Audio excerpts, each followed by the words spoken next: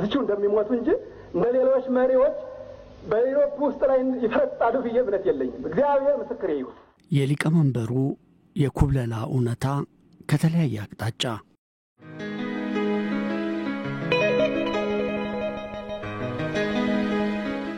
ግንቦት በሞቃታማው በጋና በክረምቱ መካከል የሚገኝ የሙቀትና የወበቅ ወር ነው። ይህ ወር አየር ንብረቱ በቅጡ የማይታወቅ ሙቀትና ቅዝቃዜ የሚፈራረቅበት እንደመሆኑ ለሰዎች ጤና ተስማሚ ያለመሆኑን የሚናገሩ የታሪክ ጽሑፎች አሉ። ግንቦት በኢትዮጵያ ታሪክ በርካታ ድርጊቶች የተፈጸመበት ወር ነው። ኢትዮጵያ በግንቦት ወር ታዋቂ ልጆቿን ወልዳለች። ወደማይቀረው ዓለምም ሸኝታለች። መሪዎቿን ወደ ሥልጣን አምጥታለች። ከሥልጣናቸው ሽራለች። አስከፊ ጦርነቶችን አስተናግዳለች። ከነዚህ ታሪካዊ ክስተቶች በተጨማሪ ግንቦት ያልተለመዱ ክስተቶች የተስተናገዱበት ወርም ነው። ግንቦት 13 1983 ከቀኑ 6 ሰዓት ላይ ጓድ ሊቀመንበርን አሞካሽቶ የማይጠግበው የኢትዮጵያ ሬዲዮ ጦርነቱ ያስከተለው ሁኔታ እንዲለወጥ በልዩ ልዩ ወገኖች በልዩ ልዩ መልክ ጥረት ሲደረግ ቆይቷል። ሆኖም ችግሩ አልተቃለለም። ስለዚህ ደም መፋሰስ እንዲቆም፣ ስምምነት እንዲሰፍን በልዩ ልዩ ወገኖች የሀገሪቱ ፕሬዝዳንት መንግስቱ ኃይለማርያም ከሥልጣን መውረዳቸው እንደሚበጅ የታመነበት ስለሆነ ይህንኑ በማመዛዘን ፕሬዝዳንት መንግስቱ ኃይለማርያም በዛሬው ዕለት ከሥልጣን ወርደው ከኢትዮጵያ ውጭ ሄደዋል። ፕሬዝዳንቱ ከሥልጣን በመውረድ ሀገር ለቀው በመሄዳቸው የሪፐብሊኩ ምክትል ፕሬዝዳንት ሌፍተናንት ጀነራል ተስፋዬ ወልደ ኪዳን ተክተው ይሰራሉ ሲል አወጀ። ግንቦት 13 1983 የዛሬ 34 ዓመት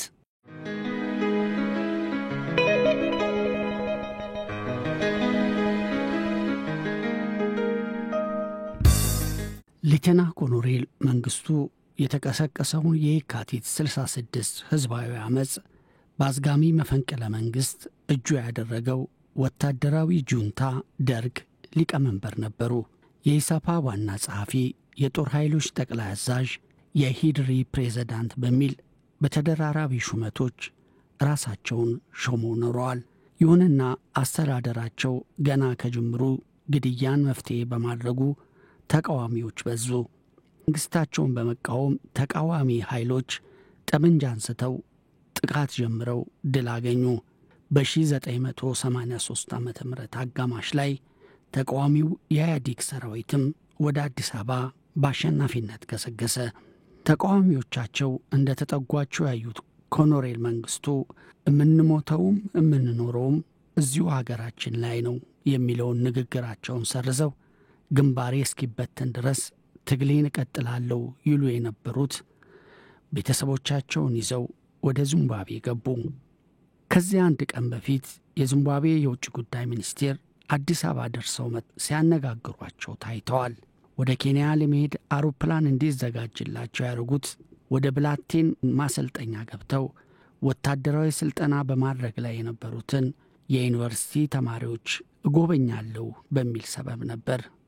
ጉዟቸው ከረዳታቸው ሻምበል መንግስቱ ገመቹና የደህንነት ሚኒስትሩ ተስፋዬ ወልደ ስላሴ ብቻ ነበሩ። ከብላቴን ወደ አስመራ ከዚያም ወደ አዲስ አበባ ለመመለስ በሚል ሰበብ አውሮፕላኑ ነዳጅ እንድትሞላ አዘዙ። ረፋድ ላይ በረራቸውን ጀመሩ። በአየር ላይ እንዳሉ አውሮፕላኑ ወደ ብላቴን ሳይሆን ናይሮቢ እንዲበር አስገደዱት። አብራሪው ወደ ኬንያ ለመብረር ካርታ እንደሌለውና መብረር እንደማይችል አሳወቀ። መንግስቱ ግን በግድ ትሄዳታለህ ብለው አስገደዱት። በዚህም የአገር መሪ ሆነው አውሮፕላን ለመጥለፍ የመጀመሪያው መሪ ናቸው ተብለው ነበር። ኮሎኔል መንግስቱ በሸሹ በ8ኛው ቀን ኢህአዴግ አዲስ አበባን ተቆጣጠረ። በቴዎድሮስ ቲያትር ላይ አጼ ቴዎድሮስ ሽጉጣቸውን ጠጥተው ይወድቃሉ። ቦታው በብሔራዊ ቲያትር አዳራሽ። ተውኔቱ ታይቶ እንዳበቃ ጭብጨባው አዳራሹን አናጋው። ተመልካቹ የወቅቱ የሀገሪቱን ርዕሰ ብሔር ጨምሮ ባለስልጣናቱ ነበሩ። ተመልካቹና ባለስልጣናቱ ለቲያትር ባለሙያዎች አድናቆታቸውን በጭብጨባ ገለጹ። ይህ በእንዲህ እንዳለ ኮሎኔል መንግስቱ ኃይለማርያም ከመቀመጫቸው ሳይነሱ አንገታቸውን አቀርቅረው አይኖቻቸው በርበሬ መስሎ ያለቅሳሉ። አጠገባቸው ያሉት ሚኒስቴሮች የሚያደርጉት ግራ ገብቷቸው በጸጥታና በአግርሞት ይመለከታሉ። ከባለስልጣናቱ መካከል አንዱ ፈራ ተባ ያለ ፕሬዝዳንቱ ምን እንደሆኑ ይጠይቃቸዋል። ጓድ መንግስቱ እንዲህ ሲሉ ተደመጡ። ቲያትሩ ላይ ሽጉጡን ጠጥቶ የሞቱን ጽዋ ለኢትዮጵያ አንድነት የተጎነጨው ቴዎድሮስን ስመለከት የኔም መጨረሻ ይህ እንደሚሆን ሳውቀው ለሀገሬ ኢትዮጵያ የምከፍለው መስዋዕትነትን ሳስበው የደስታ እንባ አነባለሁ አሉ። ግን አልሆነም። ኮሎኔል መንግስቱ ኃይለማርያም በተወለዱ በ50 ዓመታቸው ስልጣን በያዙ በ17 ዓመታቸው ወደ ሐራሬ ዚምባብዌ ኮበለሉ። ግንቦት 13 1983 ዓመተ ምህረት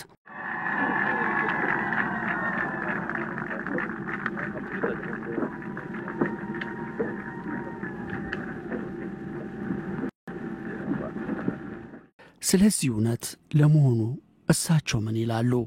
በስደተኛው መሪ ትረካዎች ይታገሱ ጌትነት ገበየሁ እንዳሰፈሩት ስለኔ ከሀገር መውጣት ብዙ ሲባል ሰምቻለሁ።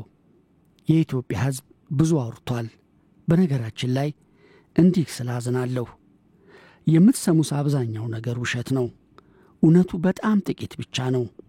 እኔ በደንብ አድርጌ ተሰናብቼ ነው የደመደምኩት። ቢያንስ ጉባኤው ላይ እንግዲህ ሀገር ለማዳን በሚደረገው ትግል ካላመናችሁ፣ ያቀረብኩትን ጥያቄ ካልሰማችሁኝ፣ ተዋጊውን ሰራዊት ካላጠናከራችሁ ለሚደርሰው ነገር አላፊኔ አይደለሁም እናንተ ናችሁ ብያለሁ። የሚኒስቴሮች ምክር ቤትን ሰብስቤ ደግሞ አዝናለሁ ጓዶች፣ እስከ ዛሬ ድረስ ላሳያችሁኝ ትጋት፣ የአገር ፍቅር ስሜት፣ አብዮታዊነት ሁሉ አድናቆቴና አክብሮቴን እገልጻለሁ። ከዚህ በኋላ አብረን የምንሰራበት ሁኔታ የለም። እንደሰማችሁት 3 ሰዓት ሙሉ አልቅሼ ተናግሬ ጩኸቴ የቁራ ጩኸት ሆነ። ደህና ዋሉ ነው ያልኳቸው። ምንም ስውርና ድብቅ ነገር የለም። ብላቴን ሄዱ ምናምን ብሎ ነገር የለም። እውነት ነው፣ ብላቴን ሄዳለሁ ብያለሁ። ኬንያ ወይም ዚምባብዌ ሄዳለሁ አልልም። እውነቱ ይሄ ነው።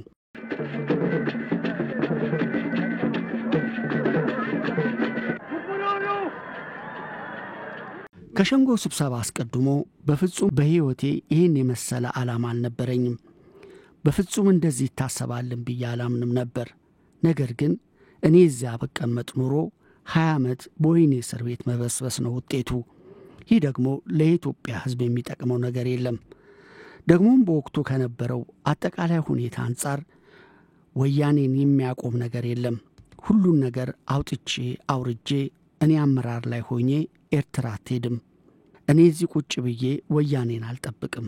እንዋጋ፣ እንመልሰዋለን። ይህንን ኃይል እርዱኝ ብዬ ብጠይቅ አይሆንም። በዚህ ሰዓት ከእንግዲህ በኋላ በጠረጴዛ ዙሪያ ነው ውጊያ፣ በንግግር እንጂ በጠመንጃ አይደለም ሲሉኝ ሰራዊቱ ይሰማል።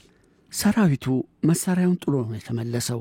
እኔ ጠየቅኩት፣ ሰራዊቱን እንርዳው፣ እየተመናመነ ነው፣ ብቻውን ነው፣ በአንዳንድ ቦታ የአካባቢው ሲቪል ሁሉ እየወጋው ነው ብዬ ተናግሬያለሁ።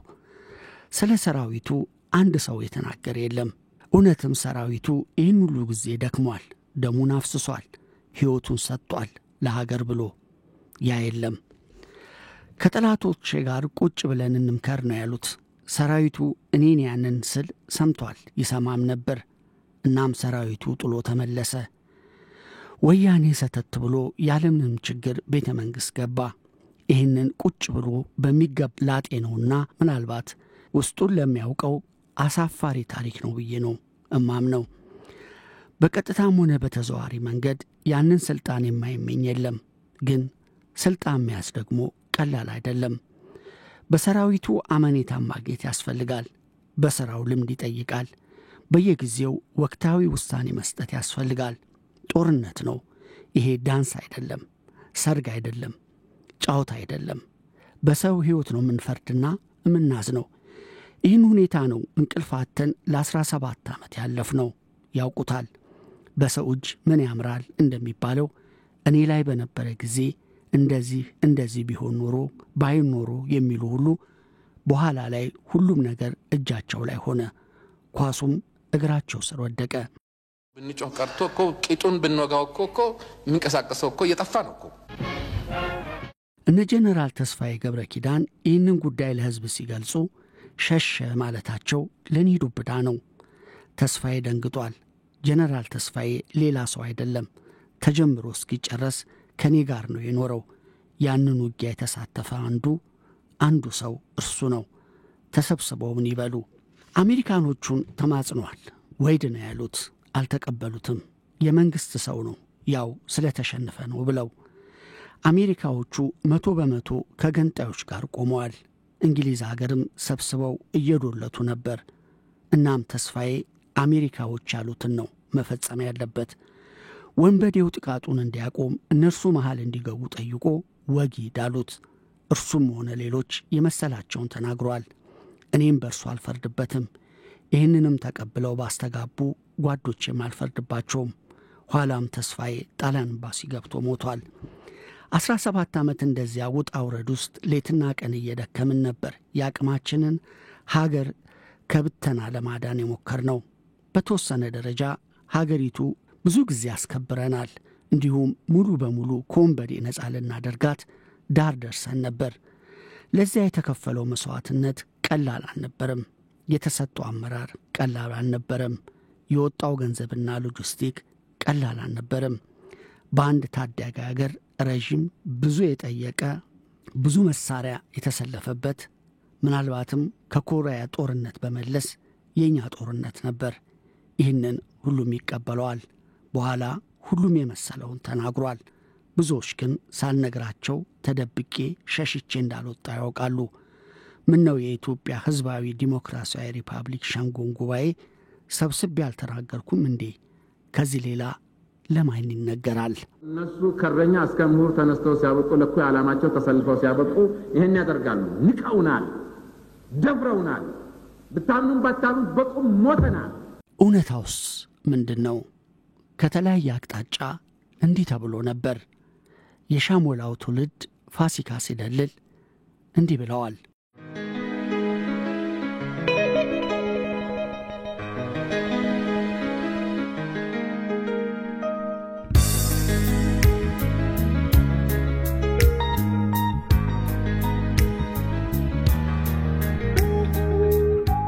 የመንግስቱ ኃይለ ማርያምን አመራር ፍጻሜ ከምንም በላይ አሳዛኝ የሚያደርገው ደግሞ ለ17 ዓመታት ከብረት በጠነከረ እጅ የመሩትን ሕዝብና ሀገሪቱንም ለፍጹም አደጋ አጋልጠው ከፈረጠጡ በኋላ ክህደታቸውን ለመሸፋፈን የሚያቆርጓቸው እርስ በርሳቸው የሚቃረኑ የሚጋጩና የሚያስተዛዝቡ መግለጫዎች ናቸው።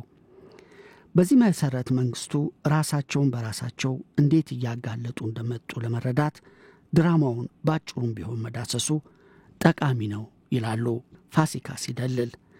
መንግስቱ ናይሮቢ እንደደረሱ ያቀረቡት ጥያቄ በኬንያ የሚገኘው የሀገራችን አምባሳደር አይሮፕላን ማረፊያ መጥቶ እንዲያነጋግራቸው ነበር። በዚህ መሰረት በናይሮቢ አየር ማረፊያ ወይም የሲቪል አቪዬሽን ባለስልጣን አማካኝነት ለኢትዮጵያ ኤምባሲ ስልክ ተደውሎ አንድ የሀገራችሁ ከፍተኛ ባለስልጣን በአንድ ትንሽ አውሮፕላን እዚህ ናይሮቢ አየር ማረፊያ ደርሷል፣ አምባሳደሩን ወይም የተገኘውን ሌላ የኤምባሲውን ኃላፊ ለማነጋገር ስለጠየቀ መታችሁ እንድታነጋግሩት የሚል መልእክት ይነገራል። በዚያም ወቅት አምባሳደሩ ለሥራ ጉብኝት ከኬንያ ውጭ ስለነበር እሱ ሊገኝ አልቻለም። የኤምባሲው ካውንስለርና ሁለተኛው ሰው ዶክተር መስፍን ረታ ሲሆን እሱም በአጋጣሚ በዚያ ሰዓት እዛው ናይሮቢ በስነ ሕዝብ ፖሊሲ ላይ በሚካሄድ አንድ ከፍተኛ የተባበሩት መንግስታት ኮንፈረንስ ላይ እየተሳተፈ ነበር። ስብሰባው የሚካሄድበት አዳራሽ ድረስ የኤምባሲው ሰራተኛ ሄዶ አንድ ማንነቱ ያልተገለጠ ከፍተኛ የሀገራችን ባለስልጣን አውሮፕላን ማረፊያ ደርሶ የኤምባሲው ኃላፊዎች እንዲመጡለት ጠይቋል ተብሎ መልእክት ይነገረዋል።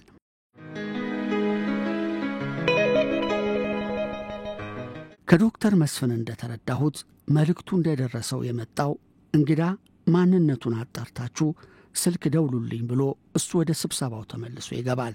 በመካከሉ የኛ ኤምባሲ ሰዎች ባላወቁት መንገድ ጉዳዩ ለኬንያው ፕሬዝዳንት ደርሶ በሳቸው የፕሮቶኮል ቢሮ አማካኝነት ፕሬዝዳንት መንግስቱ በቀጥታ ከፕሬዝዳንት አራፍ ሞይ ጋር ይገናኛሉ።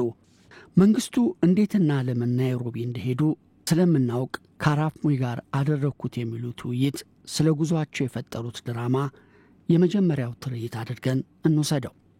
ዶክተር መስፍን ከስብሰባው ተመልሶ ኤምባሲው እንደደረሰ ከኬንያው ፕሬዝዳንት ፕሮቶኮል ቢሮ ተደውሎ ፕሬዝዳንታችሁ እኮ እዚህኛ ዘንድ ስቴት ሃውስ ናቸው፣ እንዴት አልሰማችሁም? አሁንም በአፋጣኝ ድረሱ ተብሎ ይነገረዋል።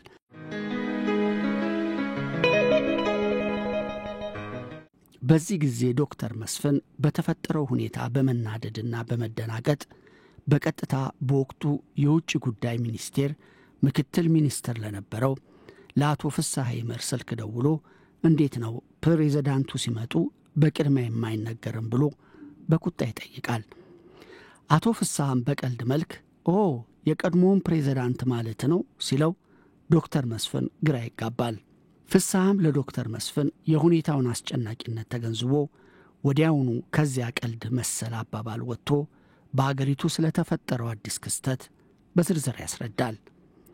በመጨረሻም ፕሬዝዳንቱ ዘንድ ከመሄድና ከመነጋገር በፊት ስልጣን የለቀቁበትን ሁኔታ በትክክል ማወቅ አለብህ ብሎ መንግስቱ ከሀገር የወጡት ዕለት ከቀኑ በ4 ሰዓት ገደማ ከመንግስት ምክር ቤት የተሰጠውን የመጀመሪያ የይፋ መግለጫ ወዲያውኑ ፋክስ ያደርግለታል።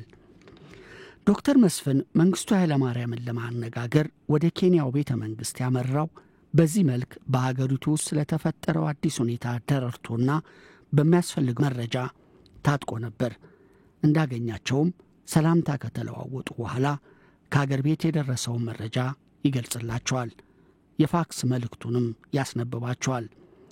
ዶክተር መስፍን እንደገለጸልኝ ዜናውን ሲሰሙ ፊታቸው ላይ የሚነበብ ምንም አይነት የመደነቅ፣ የመደናገጥ ወይም የመረበሽ ስሜት አልነበረም። ለጥቂት ሴኮንዶች አሰብ ካደረጉ በኋላ በገለጹት የመጀመሪያው ሐሳብ ለኢትዮጵያ የሚበጅ ከሆነ ይሁን አሉ። ቀጠል አድርገውም እኔ ግን የመጣሁት ወደ ሰሜን ኮሪያ ሄጄ መሳሪያ ለመግዛትና የሸዋን ሕዝብ ለማስታጠቅ ነበር በማለት የድራማቸውን ሁለተኛ ትርኢት መከወን ጀመሩ። ከዚያም ግራ የተጋባ ሰው በመምሰል ዝም ብዬ ወደ ኮሪያ ሄጄ መሳሪያውን ልግዛ ወይስ ሐራሬ ሄጄ ከቤተሰቤ ጋር ልቀላቀል የሚል ጥያቄ ለዶክተር መስፍን ያቀርቡለታል። እሱም ሁሉም ነገር እንዳከተመለት ተረድቶ ስለነበር በፍጹም ቅንነት ጓድ ፕሬዝዳንት የሚሻለው ቤተሰብ ወደሚገኝበት ወደ ሐራሬ ማምራቱ ነው የሚል ምክር ይሰጣቸዋል።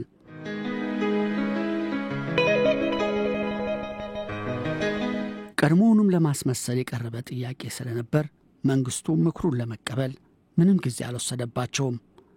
በዚህ መሰረት ለጉዟቸው ሲዘጋጁ በመጨረሻ ላይ ለዶክተር መስፍን ያቀረቡለት ጥያቄ እንግዲያውስ ሐራሬ አጎቴ አምባሳደር አስራት ወልዴ ጋር ደውለህ ወደ እርሱ በማምራት ላይ መሆኔን ግለጽልኝ፣ ከቻልክም ይህ የመጣሁበት አውሮፕላን በቀጥታ ወደ አዲስ አበባ ኢትዮጵያ አየር መንገድ መመለሱን አረጋግጥልኝ የሚል ነበር።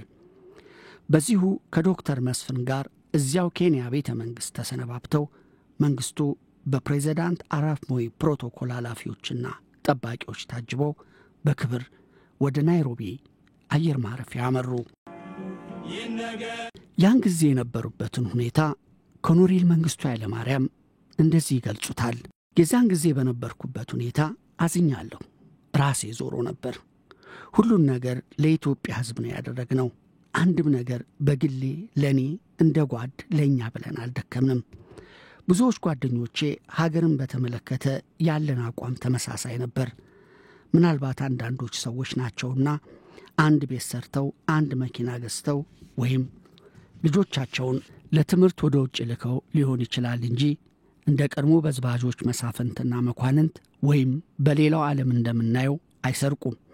የኔ መንግስት በዚህ በኩል ቆሻሻ እጅ የለውም። ያን ውሳኔ ወስኜ ስወጣ ማንንም አላስታወስኩም። በኋላ ተመልሼ ነው በብዙ ሂደት ወደ መረጋጋት የመጣሁት። ብዙ ጊዜ ታመምኩ። ራሴን ያመኝ ነበር። እንቅልፍ አልተኛም። ሆስፒታል ድረስ ገብቻለሁ። ኋላ ላይ ደግሞ ልቤን አመመኝ። ልቤን አሁን ኦፕሬት ሆኜ ሌላ ልብ ገብቶልኝ ነው የምኖረው። ብዙ ጊዜ በመኖር ያለመኖር ጥያቄ ላይ ከራሴ ጋር ስታገል ቆየሁ። ከብዙ ጊዜ በኋላ ልቤንም ታከምኩ። እኔም ነገሮቹን በሙሉ ማመንና መቀበሉን በግድ ሁኔታውን እየለመድኩ መጣሁ።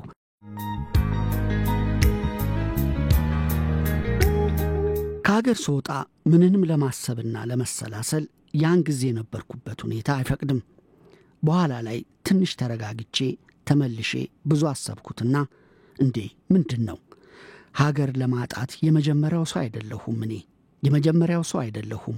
እኔ ብቻ አይደለሁም።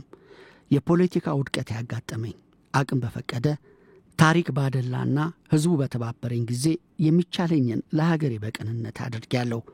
ካልተቻለ ደግሞ ለምን እንደማንኛውም ሰው አልኖርም ብዬ ራሴ መክሬ ሁሉን ነገር ትቼ መጽሐፍ ወደ መጽሐፍ ሄድኩ ይላሉ።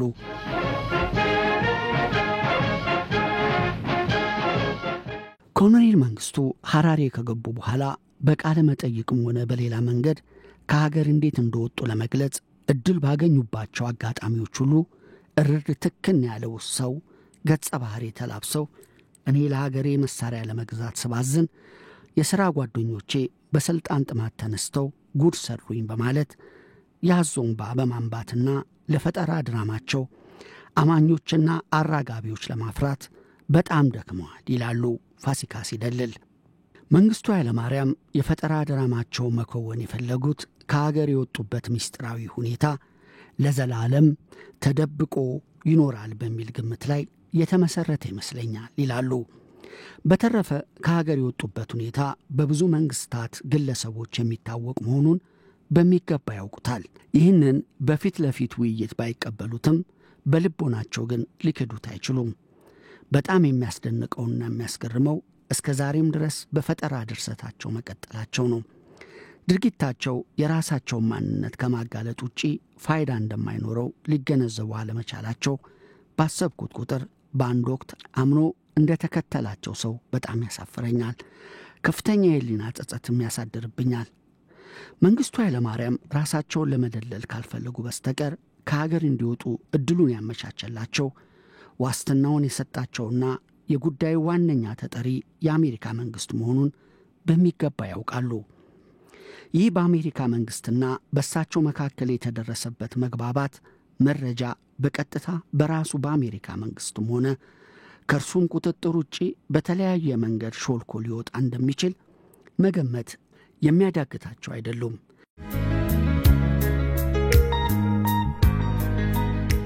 የራሳቸውን አጀንዳ ለማስፈጸም በወቅቱ ከአሜሪካኖቹ ጋር አዲስ አበባ ወጣ ገባ ሲሉ የነበሩት የእስራኤል መንግስት ባለስልጣናትም ፕሬዝዳንቱ እንዴት ከሀገር ሊወጡ እንደቻሉ እንደሚያውቁ መገመትም ሊሳናቸው አይችልም።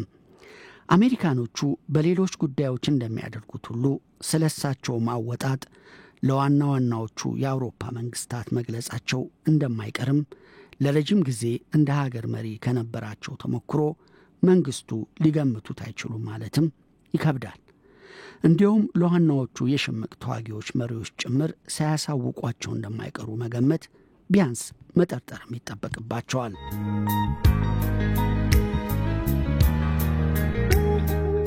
የዚምባብዌ መንግስትም በሚመለከት ሮበርት ሙጋቤ ሚስጥሩን ይጠብቁልኛል ብለው ቢተማመኑም እንኳን ጉዳዩን ሊያውቁ የሚችሉት ግን ሙጋቤ ብቻ እንደማይሆኑ መንግስቱ አይገምቱም ብሎ ማሰብ ይከብዳል። ስለሆነም መንግስቱ በምንም ሁኔታ ወደ ዚምባብዌ እንደገቡ የሚያውቁ ሊያጋልጡ የሚችሉ ሌሎች የዚምባብዌ ባለስልጣናትና ግለሰቦች ሊኖሩ እንደሚችሉ መጠርጠር ከቆቁ መንግስቱ ኃይለማርያም ዕውቀት ውጪ ሊሆን አይችልም። እንግዲህ መንግስቱ ኃይለማርያም ሽምጥጥ አድርገው የሚክዱት እነዚህ ሁሉ መንግስታት አካላትና ግለሰቦች የሚያውቁትንና በቀላሉ ሊያጋልጡት የሚችሉትንም በጣም ገሃድ የሆነ ጉዳይ ነው።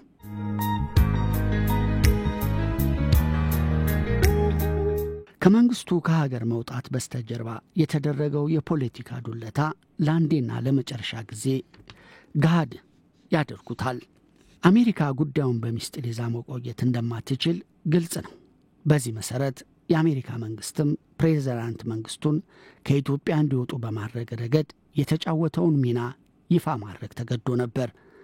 ስለሆነም ሐራሬ በሚገኘው ኤምባሲው አማካኝነት እንደ አውሮፓውያን አቆጣጠር ታህሳስ 4 ቀን 92 ዓመተ ምህረት ከጠዋቱ በ12 ሰዓት በአሜሪካ ድምፅ ሬዲዮ በተሰጠው መግለጫ ሮበርት ሙጋቤ ስለ መንግስቱ ኃይለማርያም ከሀገር አወጣጥ ከጋዜጠኞች ጋር ባደረጉት ቃለ ምልልስ የአሜሪካን መንግስትን ተሳትፎ በሚመለከት የሰጡት መረጃ ትክክል መሆኑን ያረጋግጣል።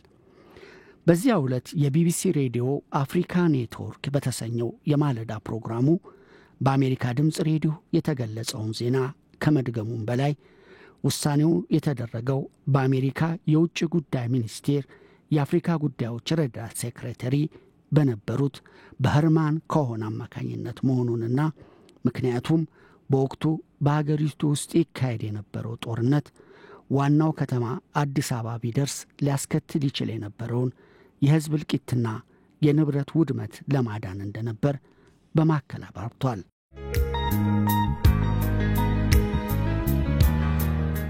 ሌላው እውነታውን ሊያስጨብጡን የሚችሉት በገጠመኝ የታጀበ የህይወት ጉዞ በሚለው መጽሐፋቸው አዲስ ተድላ ናቸው።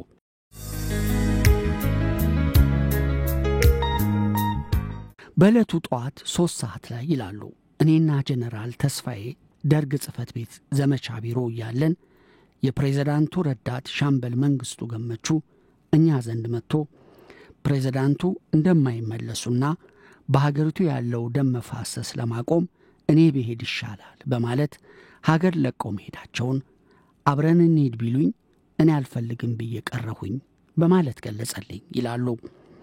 ከሻምበል መንግስቱ አገላለጽ እንደተረዳሁት ስለ ፕሬዝዳንቱ ሀገር ለቆ መሄድ አስቀድሞ ውይይት የተደረገበትና ውሳኔ ላይ የተደረሰበት ነገር መሆኑን መገንዘብ ችያለሁ። በፕሬዝዳንቱ መሄድ ጀነራል ተስፋዬና እኔ በጣም ተገረምን። ከተነጋገርንበት በኋላ ጉዳዩን ለተቀሩት የፖለቲካ ቢሮ አባላት ለማሳወቅ ወደ መንግስት ምክር ቤት አመራን። ፕሬዝዳንት መንግስቱ ስላወጣጣቸው ሁኔታ የሌተና ኮሎኔል መንግስቱ ኃይለማርያም ትዝታዎች በሚለው በገነት አየለ መጽሐፍ ላይ በኋላ እንደገለጹት እርሳቸው የሄዱት ከኬንያው ፕሬዝዳንት ከሚስተር አራፕ ሞይ ጋር በሚስጥር ለመነጋገር ከቻይና የተገዛ መሳሪያ በቦምባሳ ወደብ የሚገባበትን ሁኔታ ለማመቻቸት ነው ብለው የሰጡት ቃል ከእውነት የራቀና ሊታመን የሚችል ነገር አይደለም ይላሉ አዲስ ተድላ።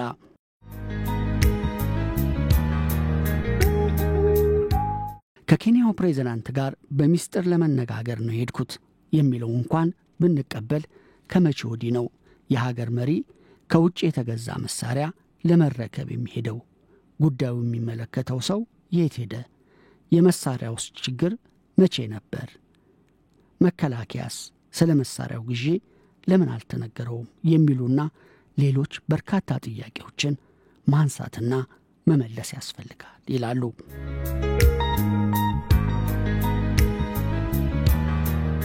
አዲስ አበባ ውስጥ ለሚገኙ የፓርቲና የመንግስት አመራር አባላት የሂድሪ ምክትል ፕሬዝዳንት ጀነራል ተስፋዬ ገብረ ኪዳን ፕሬዝዳንት መንግስቱ ሀገር ጥሎ መሄዱ በዜና ከመነገሩ በፊት ሲገለጽላቸው ያልጠበቁት ነገር ስለነበር ሁኔታው ሁሉንም አስገርሟል። የፕሬዝዳንቱ አገር ጥሎ መሄድ በዜና ከተገለጸ በኋላ በህዝቡ ዘንድ የተመሰቃቀለ ስሜት ፈጥሮ ነበር። የተወሰኑ ክፍሎች ለየት ያሉ አስተያየቶች ቢያንጸባርቁም ለአብዛኛው ህዝብ ግን የማይታመን ነገር ነበር። ግንቦት 20 ቀን አማጽያኑ አዲስ አበባን ሲቆጣጠሩ የሂድሪ መንግስት ህልውና ተቋጨ። የአዲስ ታሪክ ጅማሩ አሃዱ አለ።